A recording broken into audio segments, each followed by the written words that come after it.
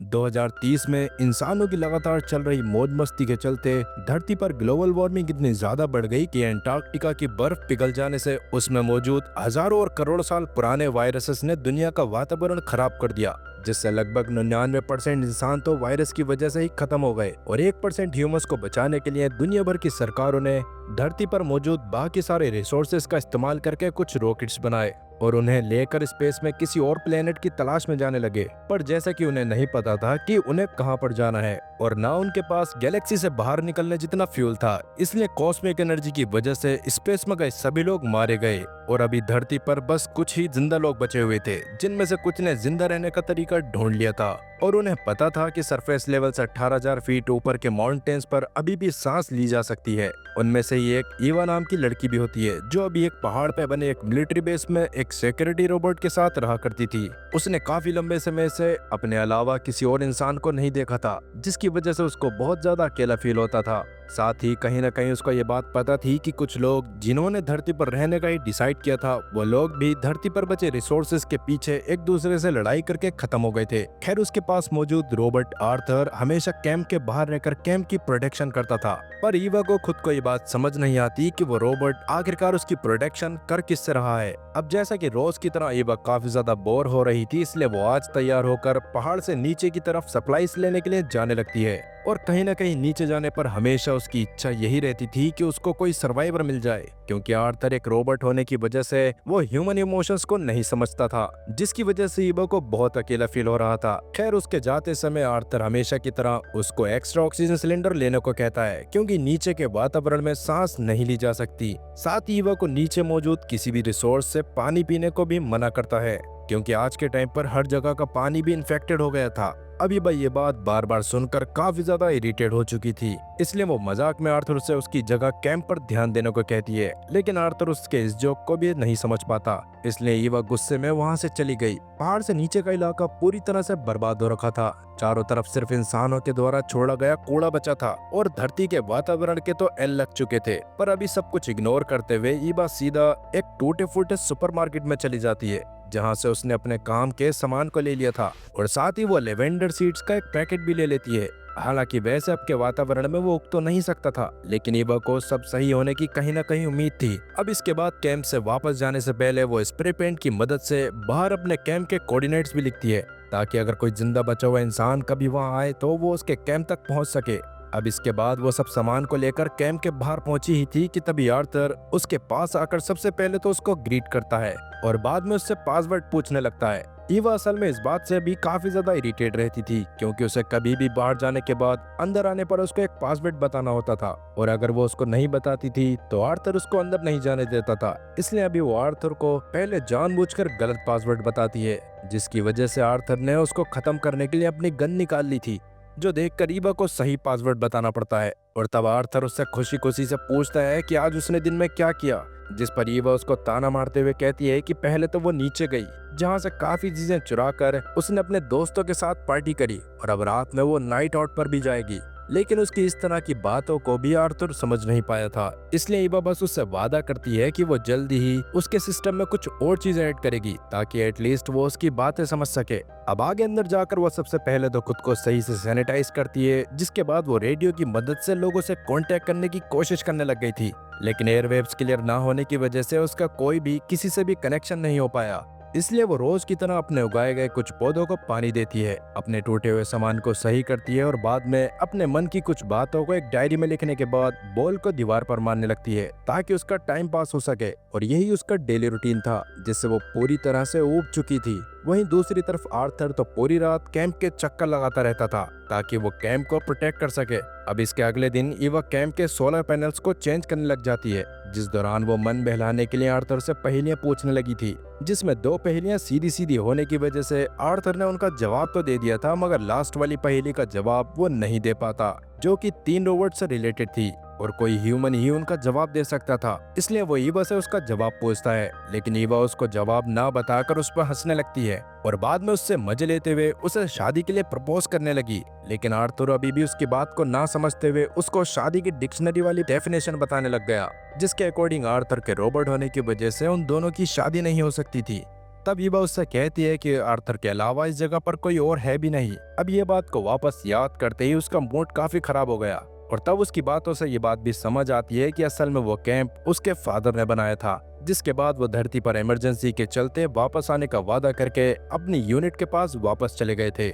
लेकिन उसके बाद ईवा के पास उनकी कोई भी खबर नहीं आई थी। इवन उन्होंने ही वहाँ पर ईवा की प्रोटेक्शन के लिए आर्थर को भी ला कर रखा था। खैर अभी भी आर्थर उसकी बातों को सही से समझ नहीं पाया, इसलिए वो उसको बताने लगता है कि 2040 तक उसकी बैटरी पूरी तरह से खत्म हो जाएगी, इसलिए ईवा को उससे शादी करके कोई फायदा नहीं है। तभी ईवा हंसते हुए रिप्लाई करती है कि अगर ऐसा हुआ तो वो किसी और एडवांस रोबोट से शादी कर लेगी, क्योंकि रियल लाइफ में भी ह्यूमंस यही करते हैं। लेकिन आर्थर तो अभी भी उसकी बातों को समझ नहीं पा रहा था, इसलिए ईवा आगे उससे बात करते हुए उसको बताती है कि वो नीचे जाकर अपने कैंप के कोऑर्डिनेट्स को नीचे लिख कर आती थी ताकि बाद में कभी न कभी कोई उनके कैंप में आ जाए। मगर आर्थर के हिसाब से अर्थ पर किसी का भी सरवाइव कर पाना बहुत ज्यादा मुश्किल था और शायद ईवा ही कैंप में रहने की वजह से सुरक्षित बची थी, इसलिए अभी वो ईवा पर थोड़ा सा गुस्सा करने लग गया था। लेकिन तब ईवा उसको उसके 3 मेन रूल्स बताने को कहती है, जो आर्थर के हिसाब से ये था कि पहले वो कभी किसी इंसान को नुकसान नहीं पहुंचाएगा, दूसरा वो इंसान के सभी ऑर्डर्स को मानेगा और तीसरा वो अपने आप को तुरंत खत्म कर लेगा अगर धोखे से उससे फर्स्ट और सेकंड रूल वायलेट हो जाए। तब ईवा उसको ये भी याद दिलवाती है कि रोबोट्स का काम न्यू एनर्जी सोर्सेस को ढूंढना भी है। लेकिन तब आर्थर उसको याद दिलवाता है कि वो कोई कलेक्टिंग रोबोट नहीं बल्कि एक प्रोटेक्शन रोबोट है, इस वजह से किसी भी चीज के बारे में पता करना उसका काम नहीं है। अब ये बात याद आने पर ईवा की बातों से साफ पता चल रहा था कि वो प्रोटेक्शन रोबोट को बिल्कुल भी पसंद नहीं करती, क्योंकि असल में जब अर्थ का क्लाइमेट चेंज हो रहा था तो उस समय तक ऐसे ही रोबोट्स को सभी देशों के बॉर्डर्स पर रखा गया था और वो आखिरी इंसान जो अपनी जान बचाने के लिए पास के देश से उनके देश में आने की कोशिश कर रहे थे, उनको पासवर्ड पता न होने की वजह से प्रोटेक्शन रोबोट्स ने उन्हें अंदर नहीं जाने दिया था और वो सभी मारे गए थे। और शायद कहीं ना कहीं इसी रीजन की वजह से अर्थ की बहुत सारी पॉपुलेशन मारी गई थी और उसके बाद ही प्रोटेक्शन रोबोट्स की याददाश्त को मिटाकर उन्हें कूड़े के ढेर की तरह स्क्रैप यार्ड्स में फेंक दिया गया था। और ऐसे रोबोट्स ईवा को इसी वजह से पसंद भी नहीं थे, क्योंकि अगर धोखे से कभी ईवा आर्थर के पासवर्ड को भूल जाती तो उसको खत्म करने से पहले भी आर्थर एक बार भी नहीं सोचता।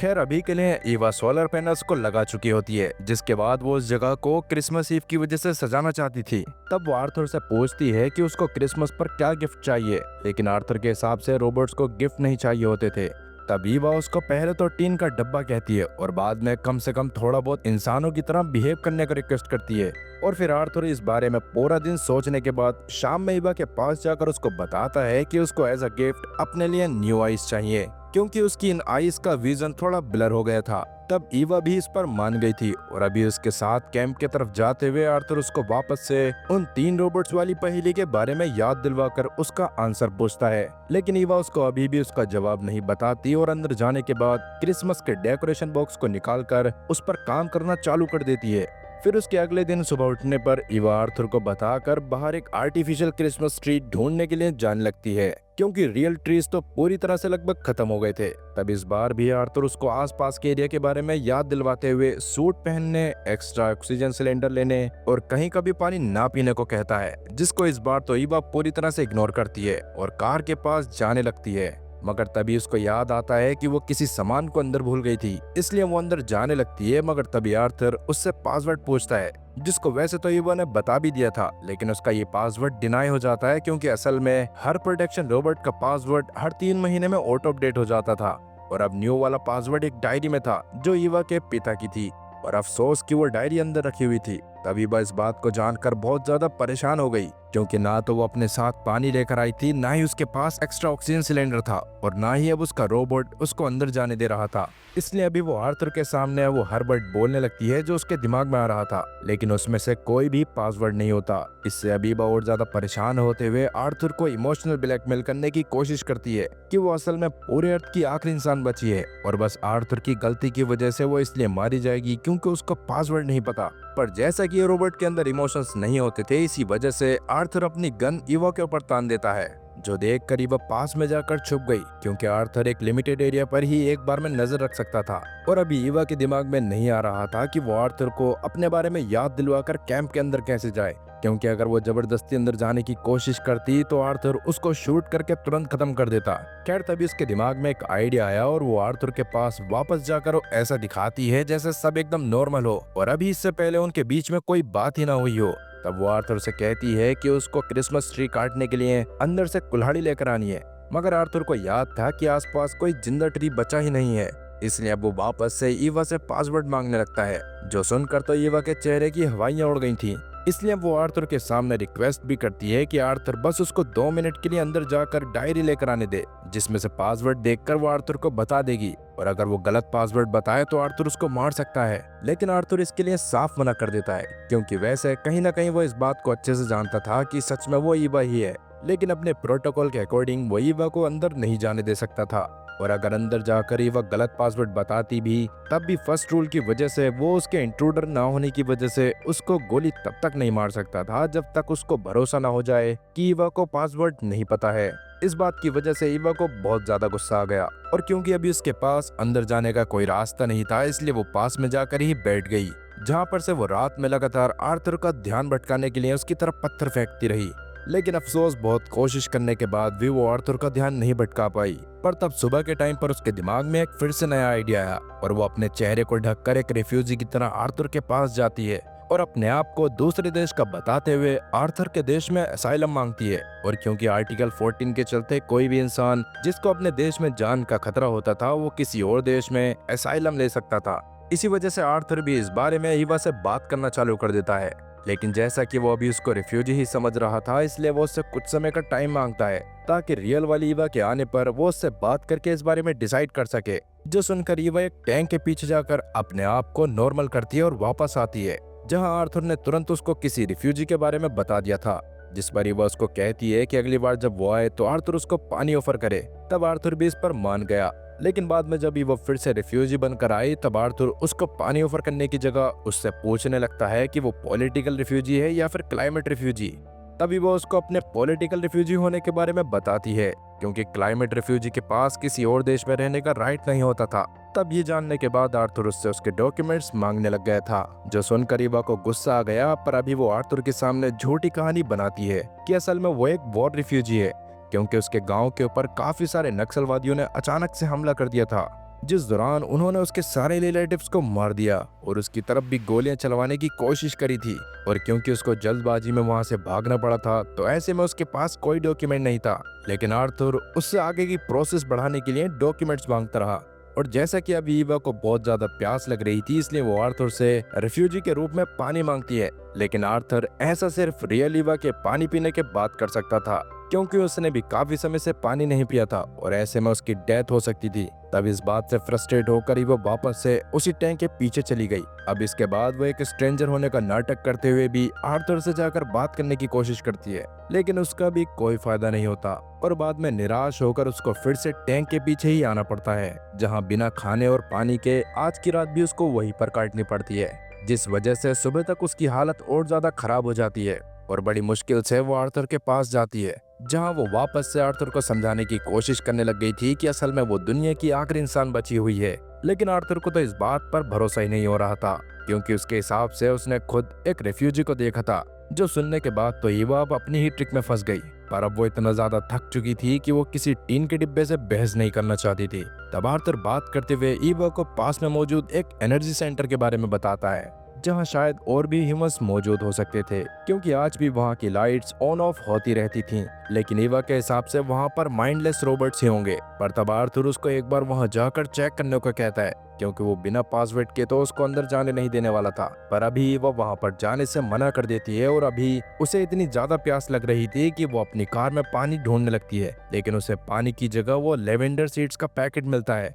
जिसको वो स्टोर से लेकर आई थी। इसलिए ईवा उन सीड्स को जमीन में गाड़कर उनसे उगने को कहने लगती है। और तभी उसके दिमाग में फिर से एक नया आइडिया आया। वो ईवा के रूप में ही आर्थर के पास जाकर उससे कहती है कि अगर वो उसको बस अंदर जाने देगा तो ईवा उसको उन 3 रोबोट्स वाली पहेली का जवाब बता देगी। लेकिन आर्थर ने उसकी इस शर्त पर मना कर दिया था। पर तब ईवा रिडल के जवाब देने के बदले में उससे पानी मांगती है, जिस पर भी आर्थर ने मना कर दिया। खैर अभी कोई और रास्ता ना होने की वजह से ईवा सीधा वहां से उस पावर प्लांट की तरफ चली जाती है, जहां जाकर उसको दीवार के जरिए जैसे तैसे मुश्किलों के साथ अंदर जाना पड़ा था। लेकिन नीचे जाने के बाद भी उसको वहां पर कोई भी इंसान दिखाई नहीं दे रहा था और सारी चीजें चेक करने पर उसको पता चलता है कि असल में वहां का सारा सिस्टम ऑटोमेटेड था। तभी वह जल्दी से वहां पर खाने पीने की चीजों को ढूंढना चालू कर देती है, जहां शुरू में तो उसको कुछ नहीं मिलता और साथ ही अब उसके ऑक्सीजन टैंक की ऑक्सीजन भी खत्म होती जा रही थी, जिसकी वजह से वो और जल्दी से एक डोर के पास जाती है जहां अंदर पानी की बोतल्स रखी हुई थी, जो देखकर सबसे पहले तो ईवा उस डोर को खोलने की कोशिश करती है।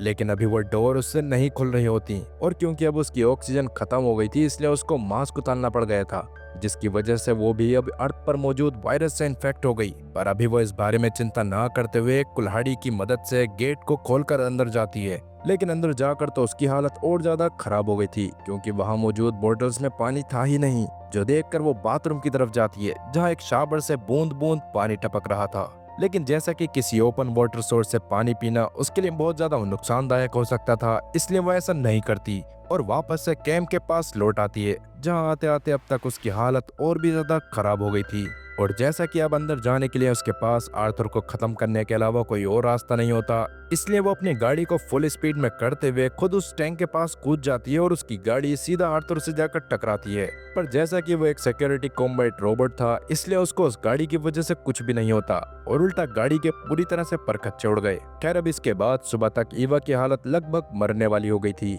और तभी उसके पास आर्थर आकर उसको पिछली रात के बारे में बताता है कि कैसे किसी ने उसको डिस्ट्रॉय करने के लिए उस पर गाड़ी चढ़ाने की कोशिश करी थी और अभी वो रिफ्यूजी और स्ट्रेंजर उस दूसरे वाले टैंक के पीछे छुपे हुए हैं। पर अब तक ईवा की हालत बहुत ज्यादा खराब हो चुकी थी और वो आर्थर की कोई भी बात सही से नहीं सुन पा रही थी। तब वो वापस से आर्थर से पानी मांगने की कोशिश करती है, लेकिन आर्थर अब तो किसी भी हाल में वहां से नहीं हटने वाला था, क्योंकि उसको कैंप को प्रोटेक्ट करना था। तभी वो को हेलुसिनेशंस होने लगते हैं, जिसमें वो अपने पिता को उसको पानी देते हुए देखती है। लेकिन उसके थोड़ा सा होश में आने पर उसको पता चलता है कि उसके सामने आर्थर ही खड़ा था, जो लगातार उससे पासवर्ड पूछे जा रहा था, जो सुनकर ईवा को बहुत ज्यादा अजीब सा लग रहा होता है। पर आर्थर उसको इतना कहता है कि शायद अगर वो दुनिया की आखिरी इंसान होती तो आर्थर उसकी मदद कर देता, पर वो रिफ्यूजी और स्ट्रेंजर अभी भी टैंक के पीछे छुपे हुए थे, तो आर्थर ईवा की मदद नहीं कर सकता था। तब ईवा अपने आप को हेलुसिनेशंस में देखती है, जहाँ वर्ल्ड पहले जैसा हो गया था और वो अपनी फेवरेट ड्रेस को पहनकर शहर में एंजॉय कर रही थी। मगर रियलिटी में आने पर उसकी हालत अभी मरने वाली होती है और तब आर्थर उसके पास आकर उसे बताता है कि अगर ईवा मर जाती है तो इमरजेंसी मोड चालू हो जाएगा, जिसमें पासवर्ड को चेंज किया जा सकता है। इवन अभी वो ईवा को ह्यूमैनिटी की टेंशन ना लेने को भी कहता है, क्योंकि उस नासमझ रोबोट के हिसाब से रिफ्यूजी और स्ट्रेंजर अभी भी जिंदा थे। तब ये सारी बातें सुनते हुए ही ईवा भूख प्यास से तड़प तड़प कर मारी जाती है और क्योंकि उस वक्त उसका हाथ उस लेवेंडर सीड्स के पास था, इसलिए वो रोबोट अपने अंदर लेवेंडर नाम का एक न्यू पासवर्ड सेट कर लेता है। अब वैसे इस मूवी की कहानी देखकर आपको क्या लगता है कि क्या रोबोट्स के अंदर इमोशंस को डाला जाना चाहिए ताकि आगे चलकर हम लोग इतने एडवांस हो तो हमें ऐसी प्रॉब्लम्स फेस ना करनी पड़े? इस बारे में कमेंट सेक्शन में जरूर बताना। खैर इसी के साथ ये कहानी भी यहीं पर खत्म होती है। तो दोस्तों ये कहानी आपको कैसी लगी हमें कमेंट करके जरूर बताएं। साथ ही वीडियो को लाइक करें और चैनल को सब्सक्राइब करना ना भूलें। मिलते हैं अगली वीडियो में, तब तक के लिए गुड बाय।